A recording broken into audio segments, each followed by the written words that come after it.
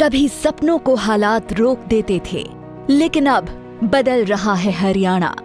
लखपति दीदी योजना ने दिया महिलाओं को नया सहारा। अब लाखों बहनों की सालाना आय 1 लाख से ऊपर पहुंच रही है। इस योजना से मैंने एक छोटा सा बुटीक खोला है, जिससे मुझे लाभ हुआ है। मैं नायब सिंह सैनी सरकार का धन्यवाद देना चाहती हूँ।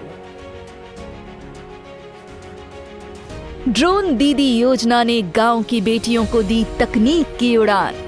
अब महिलाएं ड्रोन उड़ाकर खेती में नई क्रांति ला रही हैं। लाड़ो लक्ष्मी योजना ने बेटियों का भविष्य बनाया सुरक्षित।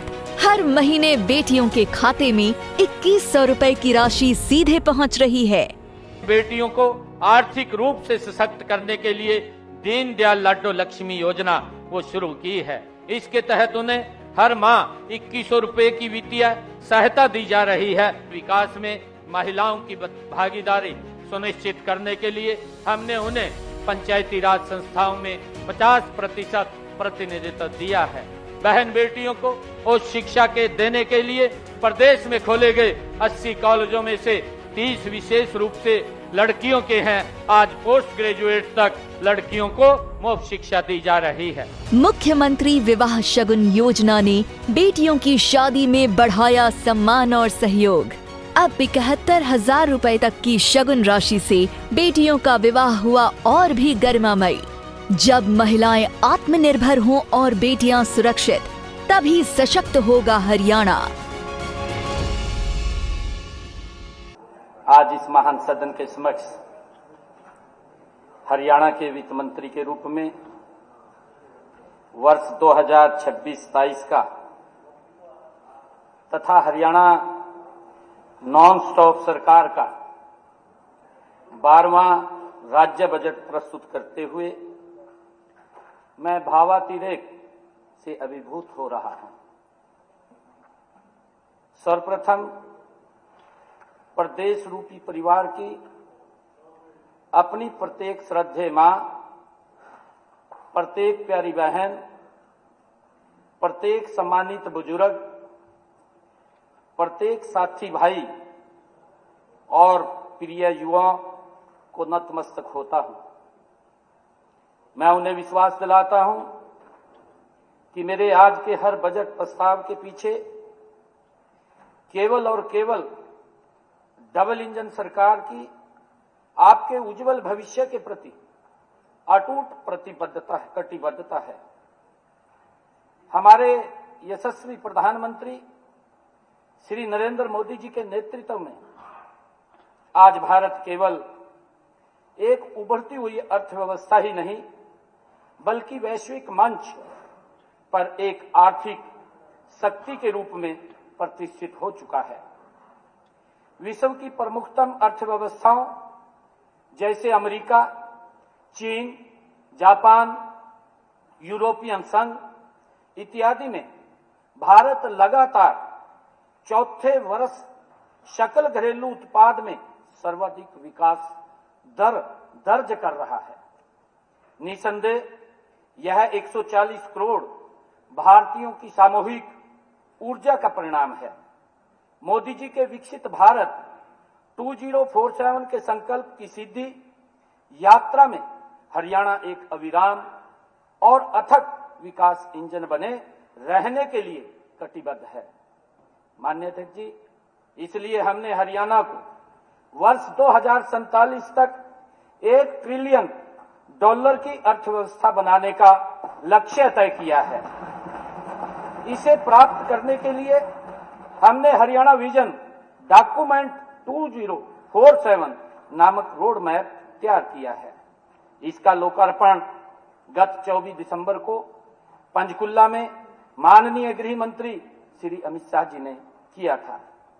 19 सितंबर 2024 को जारी किए गए हमारे संकल्प पत्र तथा हरियाणा विजन डॉक्यूमेंट 2047 ये दोनों दस्तावेज मेरे आज के बजट के मुख्य प्रकाश स्तंभ हैं। मुझे गर्व है कि हमारे संकल्प पत्र में किए गए 217 वायदों में से आज तक 60 वादे अक्षरशः पूरे किए जा चुके हैं और 120 वादों पर तेजी से कार्य चल रहा है। माननीय अध्यक्ष जी, वर्ष 2020 में आदरणीय श्री मनोहर लाल जी द्वारा शुरू की गई बजट पूर्व परामर्श की राह पर चलते हुए मैंने गुरुग्राम में 6 जनवरी से लेकर पंचकुला में 27 जनवरी तक कुल 13 बैठकें उद्योग जगत, शिक्षा क्षेत्र, महिला वर्ग, स्वास्थ्य क्षेत्र, किसान भाइयों व बहनों, सरपंचों, पार्षदों, युवा संगठनों, सांसदों और विधायकों के साथ की है। इन बैठकों में मुझे कुल 2199 सुझाव प्राप्त हुए हैं। 6 जनवरी को ही मैंने एक AI चैटबॉट की शुरुआत की थी, जिसके माध्यम से मुझे लगभग 12,400 सुझाव प्राप्त हुए हैं। कई सुझाव मुझे ईमेल और पत्रों के माध्यम से और शेष मेरे प्रदेश भर के दौरों के दौरान मुझे मिले हैं। इन सभी सुझावों पर मैंने पूरी गहनता से मंथन किया है। मैंने लगभग 5,000 सुझावों को आज के अपने बजट प्रस्तावों में शामिल किया है। माननीय अध्यक्ष जी, इस प्रकार मेरा यह दूसरा राज्य बजट भी वास्तव में हरियाणा की जनता द्वारा बनाया गया ये बजट है।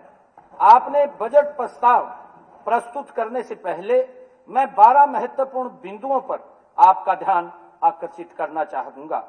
इनमें से पहले 5 बिंदुओं का प्रभाव आपको न केवल इस वर्ष के बजट में बल्कि वर्ष 2031 तक के हर राज्य बजट में लगातार देखने को मिलेगा। और फिर 7 ऐसे बिंदु हैं जो चालू वित्त वर्ष 2025-26 के बजट से संबंधित हैं।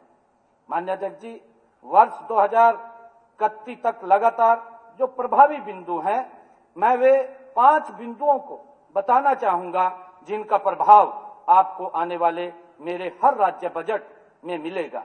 किसी भी राज्य सरकार के बजट में उस वर्ष प्राप्त होने वाले कुल राजस्व का एक महत्वपूर्ण स्रोत होता है केंद्रीय करों से उस राज्य को मिलने वाला हिस्सा। इस हिस्से का पंचवर्षीय निर्धारण एक नए केंद्रीय वित्त आयोग द्वारा किया जाता है।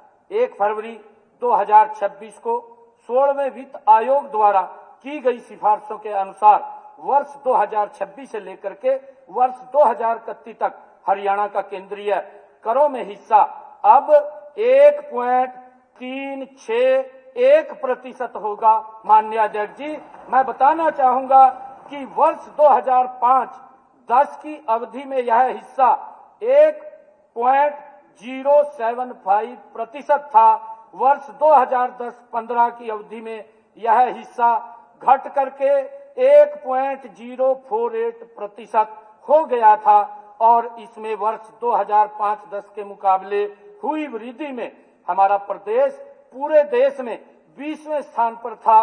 वर्ष 2015 से 20 की अवधि में यह हिस्सा और बढ़ करके 1.084% हो गया और इसमें वर्ष 2010-15 की तुलना से यह वृद्धि में प्रदेश में 17वें स्थान पर आ गया था। माननीय अध्यक्ष जी, 15वें वित्त आयोग की सिफारिशों के अनुसार वर्ष 2021 से 26 की अवधि में यह हिस्सा फिर बढ़ करके 1.093% हो गया था 16वें वित्त आयोग की ताजा सिफारिशों के अनुसार। माननीय अध्यक्ष जी, वर्ष 2026 से वर्ष 2031 तक हमारा हिस्सा अब और अधिक बढ़ गया है।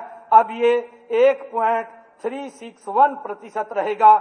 वर्ष 2021 से वर्ष 2026 के मुकाबले में यह बढ़ोतरी 24.52% की है। माननीय अध्यक्ष जी, यह वृद्धि देश के सभी 28 राज्यों में सर्वाधिक है। माननीय अध्यक्ष जी, इसके लिए मैं देश के यशस्वी प्रधानमंत्री आदरणीय नरेंद्र मोदी जी, माननीय वित्त मंत्री श्रीमती निर्मला सीतारमण जी व 16वें वित्त आयोग के अध्यक्ष डॉक्टर अरविंद पनगड़िया जी का हृदय की गहराइयों से मैं धन्यवाद करता हूं। इस वृद्धि को वर्ष 2026-27 बजट के संदर्भ में देखने से स्थिति और भी स्पष्ट होती है। वर्ष 2006 में 13,853 करोड़ के हरियाणा के कुल राजस्व में केंद्रीय करों से मिले हिस्से से राजस्व था 1,201 करोड़ अर्थात कुल राजस्व का केवल 8.7%। वर्ष 2014-15 के जो 40,799 करोड़ के हमारे कुल राजस्व में केंद्रीय करों से मिले हिस्से से राजस्व था 3,548 करोड़ अर्थात कुल राजस्व का फिर से केवल 8.7%। वर्ष 2024-25 में बढ़कर यह हिस्सा कुल राजस्व का 13.2% हो गया था। वर्ष 2026-27 के आंकड़े जब मैं रखूंगा तो आप देखेंगे कि इस वर्ष हमारे कुल राजस्व का 14.2% केंद्रीय करों से प्राप्त होगा। ये आंकड़े माननीय अध्यक्ष जी, ये आंकड़े डबल इंजन सरकार की अवधारणा के सबसे सशक्त परिचायक हैं।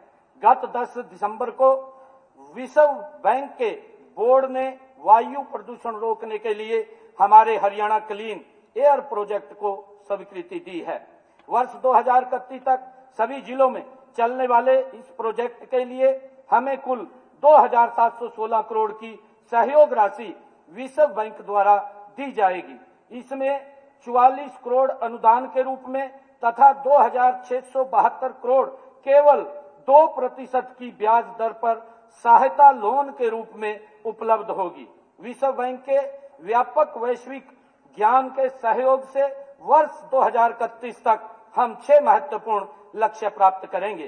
प्राथमिक कणिका तत्व PM 2.5 में 122 किलो टन की कमी लाते हुए